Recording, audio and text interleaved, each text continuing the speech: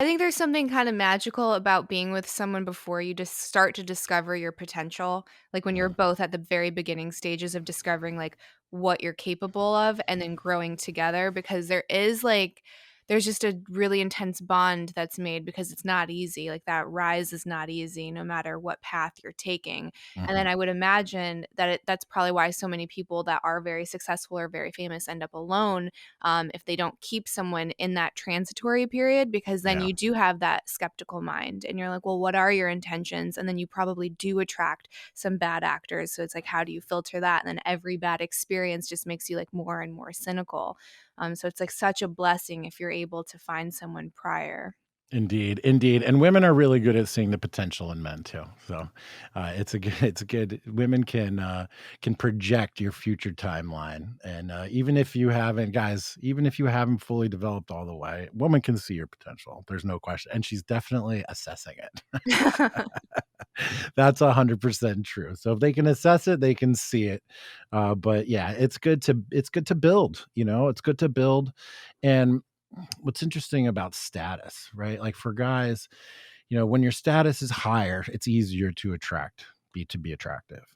And so there's other elements that you need to have if your status isn't fully developed. You Mm, have to exhibit those stats, those attributes that lead towards status, that show potential partners that you're and wives that you're on that path, right? You don't have to be fully formed 100%, but I do recommend sort of trying to get established a little bit, guys, before you just jump into a marriage with just the first person, the first person that comes along, which is kind of what I did in the first time. So I think you were trying to get at like the difference maybe for me this time, and I had no idea about game. I had no idea about male status hierarchies, what women really found attractive. Like I would just had remembered what my mom had told me or whatever, just be yourself. Yeah, whatever. Be authentic, but yes. be the best version of Hmm. yourself.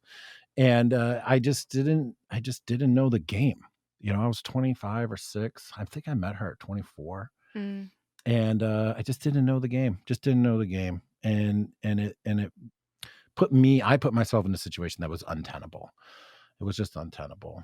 It wasn't gonna last.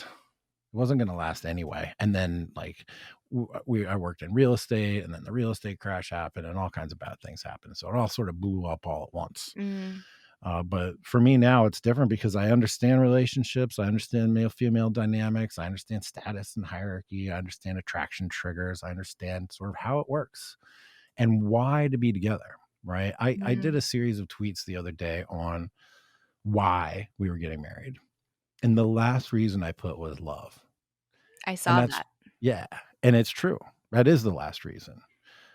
Because love is all kinds of things. You can have passionate chemical love, lusty love that fades. Hmm. You have the love of like a good friend and a companion that builds slowly over time. And I think where people get in trouble is they confuse that passionate love with like that companion love that you need to make a marriage last. And so when that passion fades before the companion love has built, people are like, "Oh, what's going on?" Mm, Because they thought that like chemical stuff would last forever.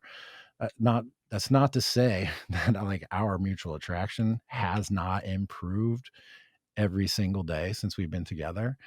Uh, it's really remarkable when you combine like being super attracted to somebody with a history, with knowing everything about each other, with planning for the future, and certainly in some cases with the prospect of creating life, right? Like that just changes everything. It hmm. changes everything, and it really puts hookup culture and stuff.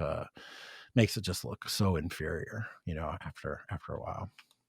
Yeah, I couldn't agree more. Like, despite what I guess a natural assumption would be, like in my personal life, I was like always like a serial monogamous. I was always with someone for a very long time, and then there'd be a very small gap where I was by myself. I didn't do the hookup thing. I'm actually very shy. I also had a cop dad, so in the back of my mind, it was always that I was going to get murdered. And so it just like it was a bad. It wasn't like It wasn't gonna be you, honey. it wasn't gonna be It me. was Like, if gonna you be wanna get him. drunk and leave with someone in a car, like, that can be you, but I'm not gonna end up in a ditch. So, Right, I never really participated, and maybe that's kind of why I went down, like, the career path I did, because like, it was a safer way to kind of explore that sexuality. Not entirely risk averse or risk proof or anything like that, but right, safer. right. Um, but yeah, Interesting. I think you have to do a lot when it comes to, like you said, like building like that slow companion side of the relationship and not just focusing on like the passion and the heat and the lust that's in the beginning. And I also think that when that's all there, it's so easy to skip over like the really important conversations as far as your values and where you see yourself in the future.